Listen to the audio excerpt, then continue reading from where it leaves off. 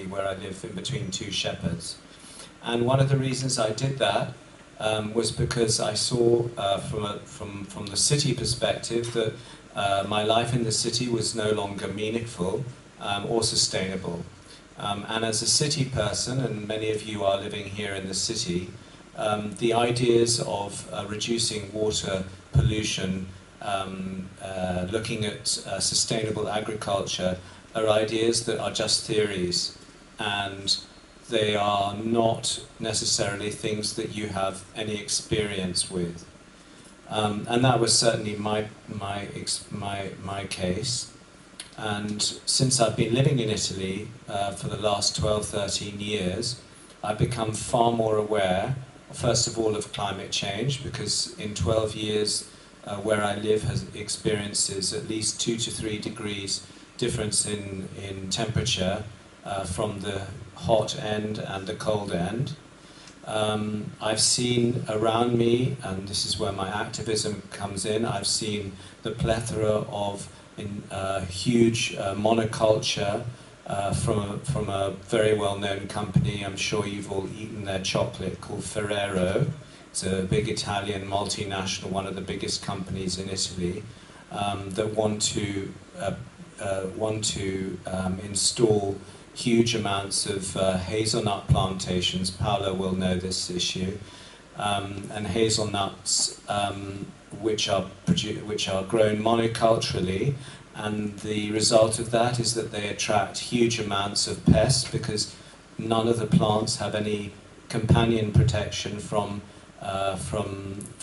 neighbouring plants of different species, meaning that the pests just go immediately to the hazelnut trees, and the hazelnut trees have no protection. The particular pest in question is called, it's a stink bug. It's in Italian it's called cimice. Looks a bit like a stealth bomber, small green thing, and that means that the farmers need to use huge amounts of pesticides, herbicides, insecticides, which pollutes the water table. And since my house has its own well, we have our own water, we drink our own water, we're very, very conscious of our water use and the quality of the water and what happens to the water, even when we're taking showers and stuff like that. Thank goodness Italy does have enough water. It's a beautiful country if you've ever visited. And the third aspect of living in this place is energy. And coming from the city, my dream was to go completely electric. So and I thought, yes, you know, I'm going to put solar panels down and on the roof and everything like this, and I'll have my own electrical supply, and so I won't need to rely on the state. And that has been, to a large part, a success. However, I'm starting to realize now that the resources needed to fabricate solar panels are silicon, are steel, are copper, all resources which, if you scale up on a huge planetary scale, we do not have the resources to meet those demands. So I'm asking myself the following questions about sustainability. And the fundamental question is my modern lifestyle at all sustainable? And if it isn't sustainable, how can I live? And do I permit myself the option of saying, well, in order to live sustainably, I'm going to have to reduce my consumption of energy, particularly, stop charging my phone, stop using my phone so much, particularly, stop using huge amounts of electricity for charging my car, for example. And I call it progressive regression. And that's my term for it. And progressive regression means going forward, but to all intensive purposes, actually, you're going forward in a holistic and a sustainable way, but to other people, you're actually maybe going backwards because maybe you're not traveling so much. I'm not flying so much. Maybe I'm not able to come here. I can be seen on a Zoom call. All those kinds of decisions which I'm now confronting myself with. My other reaction to this situation is that I have decided to get to know nature better. And getting to know nature better means growing. I've created a fantastic garden of 500 different species of plant, and that in turn has attracted huge amounts of different pollinators.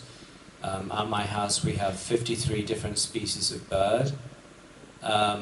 We have a wonderful vegetable garden which I designed in the form of a galaxy, which we use a thing called electroculture to attract magnetism from the sky in order to stimulate the roots of the plants, and the plants in turn respond by growing absolutely beautifully. I mean, the shapes, the sizes, the quality of the produce, herbs, spices, vegetables, etc.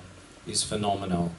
And that has brought me much closer to the essence of our world, which is all the living creatures around, and not just humanity, but we haven't talked a lot about animals, birds, plants, but they are our equals, effectively. They have different forms of communication, but they have a consciousness, I'm convinced of that.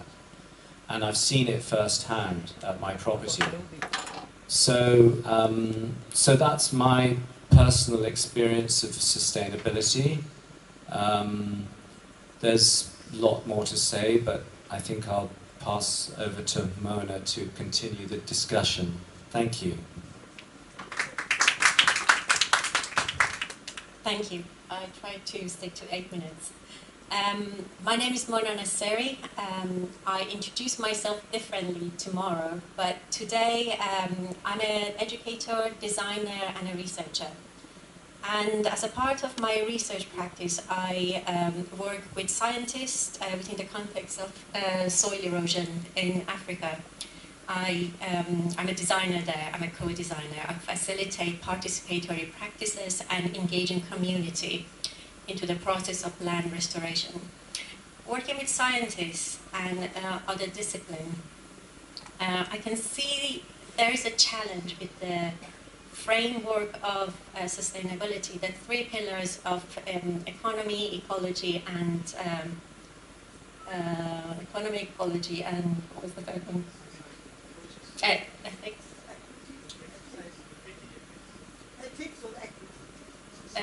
Society, sorry, thank you. And the challenge is that ecologists approach it from the ecology point of view, different terminology, different criteria, different indicator. The same for economics, and the same for social scientists. And when they work together, it's great. We are now learning how to work together in interdisciplinary groups, which is great. But mostly, it's very difficult for a whole department to be interdisciplinary. At Schumacher College, we have a different framework. We have the framework of care. Care for the self, care for others, and care for nature. Care for yourself, how to be human in the age of AI. Being clever is not enough. AI is more clever than us. Being wise, how to love ourselves mentally, physically. Care for others, social justice, ethics, care for others. We are so obsessed with rights, our rights and your rights, that we forget that care is different quality. And also care for our home, or Gaia. How to be looking after this place. Doesn't matter what place it is, this place, this room, this town, this world. It's all our home. How to care for it. And everything that comes with it. humans and non-humans, more than humans. So that's the framework we use at Schumacher College, and it's relatable, and we use the same language for it. We all understand care. These are all our innate capacity. And I leave it there because I think we are running out of time. Thank you, sir. Honorable Chair of this panel and my co-panelists and all the esteemed delegates and students, a very good evening to one and all. So I am PC Abhilash from Banaras Hindu University. So I would like to underline the points raised by our Honorable Chair. And at the very beginning, I would like to say, I would like to remind you one well-known Anglo-American adage. So we haven't inherited the earth from our ancestors, rather we borrowed it from our children. So we haven't inherited this Mother Earth from our ancestors. So it is a clear indication that we are just a tenant on this planet. So it is our duty to keep this legacy and pass on to our coming generation. So environmental sustainability is basically it is the ability of any system to maintain its ecosystem functions and services for an indefinite period of time. So that is a core philosophy of sustainable development. And even the UN ambition is to provide a good quality of life and human well-being. That is a fundamental motto of United Nations, to provide a good quality of life and well-being to one and all. So they have formulated UN Sustainable Development Goal, SDGs, 17 SDGs in 2050. That was a continuation of Millennium Development Goals, MDGs, that ended up in 2015. So since the morning, we are hearing the various aspects of sustainability, like the social, the cultural, the spiritual, and even the ecological and environmental dimensions of sustainability. So my takeaways are 5 P's. The first one is prosperity. So we need to have such kind of developmental activity that ensure prosperity of one and all. That means reducing no poverty, poverty in its all forms, ensuring good health and well-being, and eradicating zero hunger. So that is a prosperity. We need to ensure the prosperity of everyone. That means we are leaving no one behind. So that is first P. The second B, the people-oriented developmental activity. We need to have a transition from the high carbon, the high polluting emission to the low carbon to zero carbon, and finally to the carbon positive developmental activity. So that is a people-centric activity, the inclusivity, the social inclusion, the equity, the equality, the intergenerational and intra-generational equity. We need to talk about all this kind of. So the developing nations, we need to respect the aspirations, the realities, the ground realities of all these kind of developing countries, developed countries, and those countries in transition. That P is for the people. And my third P, that is for the planet-centric developmental activity. Whether it is agricultural production, that production for both people and the planet. And whether it is for the industrial production, we need to have the cleaner mode of productions, the green mode of productions, that the planet-centric. So that means living in harmony with the nature. That is my third P.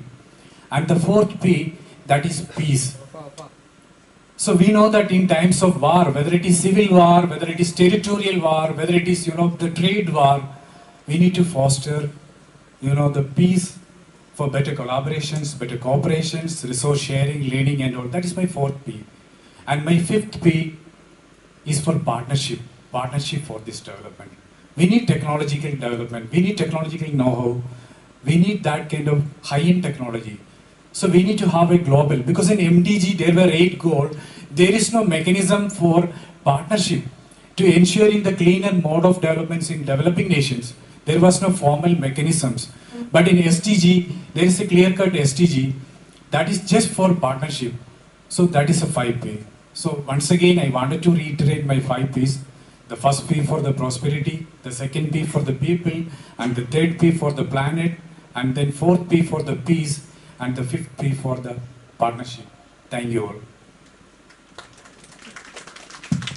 Yeah, thank you. So The points highlighted by all are mostly restricted, in fact, individual actions, and of course Abhilash highlighted the general aspect. So now the subject is open for discussion. It's not necessary that you have to ask questions to those people, but you can also highlight your point, valid point. But it should be brief, because this is a topic that you can talk for hours, okay? So maybe that you have to avoid. Maybe 1 or 2 minutes you highlight your point or questions. So you can start. You can also maybe to whom you are pointing this question, like James, Mona, or Abhilash. And if none of them answer, probably you can ask me also. Respected Chair and dear panelists, actually I don't have a question, but still, as a student of history, the only thing we need to remember is need to learn lessons from history. There is a most famous civilization, maybe a most ancient civilization in the world. It is Mesopotamian civilization. So Mesopotamia, the term itself is the meaning is that it is land between two rivers, Tigris and Euphrates. It was one among the world's flourished civilization 5,000 years back. And in the course of time, what happened is that when there is an increase in the population in the Mesopotamian civilization, the people of Mesopotamia started encroaching the nearby forest area, which is in the valley of Armenian mountain ranges. So the people began to cut down trees in the valley of Armenian mountain ranges, from which place the river Tigris and Euphrates originates. So the major reason behind the prosperity of this civilization was actually the canals constructed between Tigris and Euphrates rivers. So because of this deforestation in the Armenian valleys, so the soil erosion happened and those canals were permanently closed. And that resulted, in the course of thousands of years' time, that resulted the ultimate end, the decline of that particular civilization. So after 5,000 years, now you can see most of the area in between these two rivers are deserts. So they converted into deserts because of the act of those people lived 5,000 years back, and they encroached to the Armenian mountain valleys and cut down the trees. So the people of those times actually, whether their lifestyle was sustainable or not. So we need to learn lessons from this. So there are several such examples in history you can see. So at least we need to learn lessons from history. That's only my point. Yeah, thank you. Maybe. Thank you so much, sir. Indeed, we need to learn from history so that we can avoid such past mistakes. Sir, as you mentioned, the Mesopotamia, in fact, in history, sir, there are other civilizations, the Mayan civilization, the Inca, even the Indus Valley. So this has been beautifully captured in a classical book that is called Collapse by Jared Diamond. So he has beautifully narrated how the civilizations were collapsed. Thank you, sir. Yeah, thank you. Any other?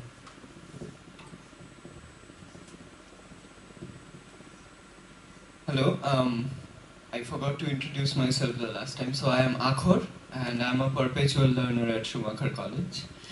And I wanted to share a thought that is constantly going on in my head since the last session. So this is directed to everyone present here. So when we are talking about sustainable development as such, often we are replicating or reiterating the very same market-centric logic of profit maximization and capital accumulation that has caused the polycrisis, as we call it, to emerge in the first place.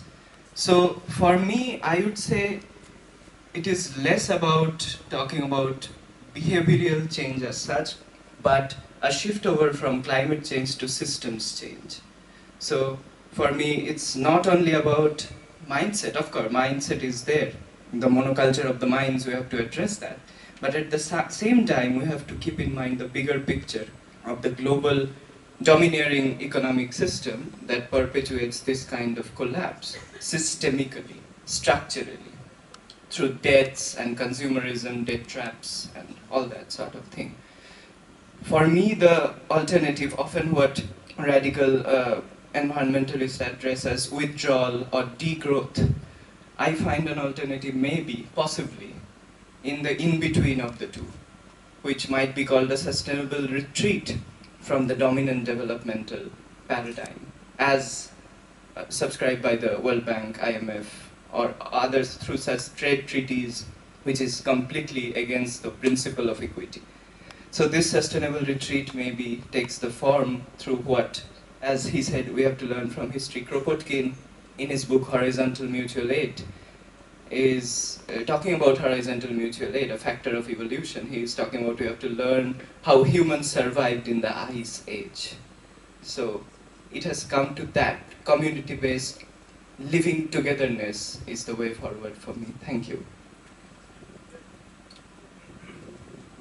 I think that was an extremely good point, and I'd like to highlight also, to add to it, by saying that because Professor here talked a lot in your presentation about technology, and for me, technology is not the answer to this problem at all. We can talk about technology all the time because technology involves business. Business makes money. Our technology went from the steam engine to the oil drill, to the car, to environmental collapse. And now we're going into artificial intelligence, which requires huge amounts of electricity, data storage. This kinds of technology is just an excuse for the same playlist for the companies, the capitalist companies that we all know who dominates them, to continue with their thirst for profit. Profit that goes into small amounts of people's hands and is not distributed throughout. And also the other point I think that was made earlier about history, yes, by Dr. Nushad, history does indeed repeat itself, and empires come, empires go, as the saying goes. And in fact, it was an Italian philosopher in the 17th century who was the first, I don't know, 18th century, 17th century, called Giovanni Vico, who was the first one to put forward the idea that history does indeed repeat itself, and one can look at every single civilization, from the Egyptians to the Romans to the Greeks to the Turks to the British recently, and soon to America, I think, probably will happen, that civilizations change, and we are moving into a completely different, a new sphere. And this sphere, hopefully, will break the mold. Who knows?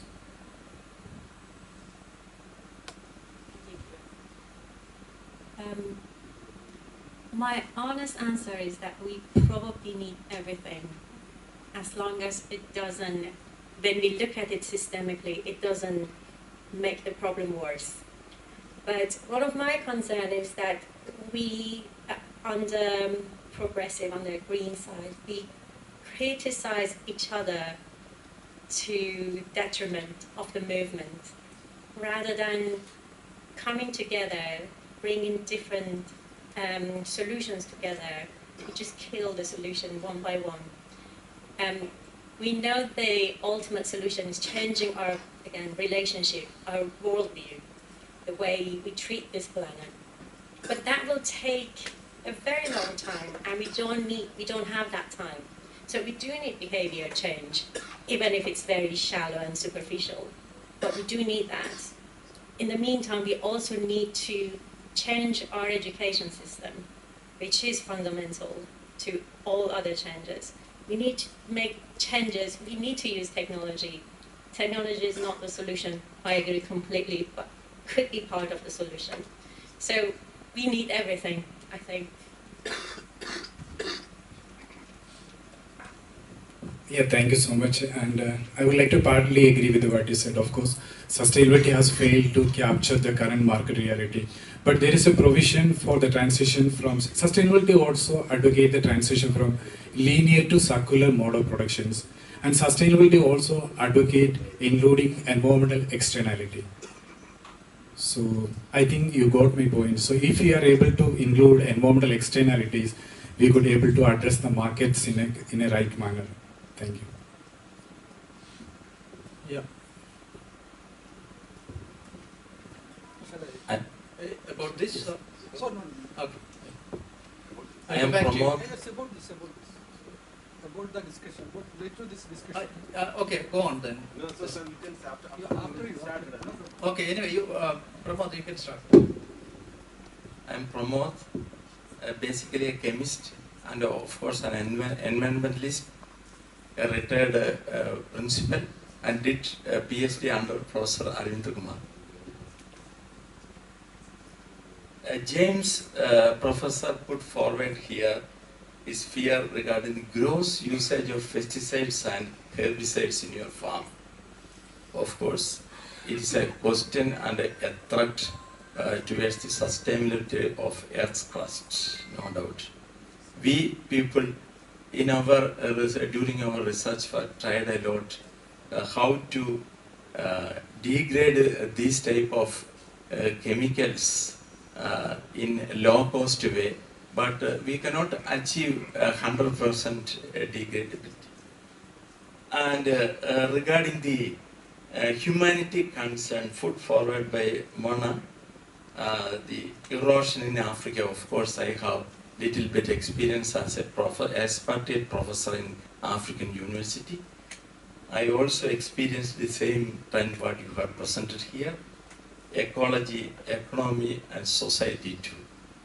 Though majority of them are in developing and underdeveloping nations, the problem that arises here by you is totally agreed with my assumption too.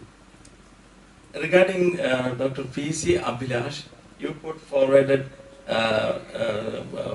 about 5 to 6 points, which are, of course, a democratic point of view, the better living of human being on Earth crust.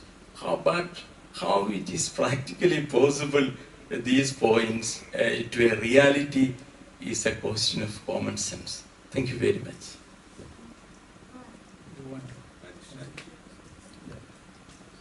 Yeah.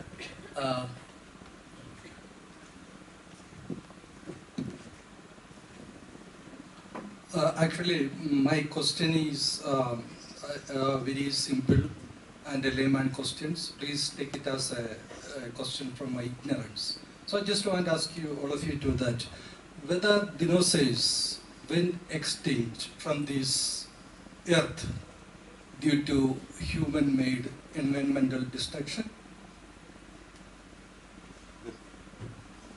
Okay, thank you. Well, the history.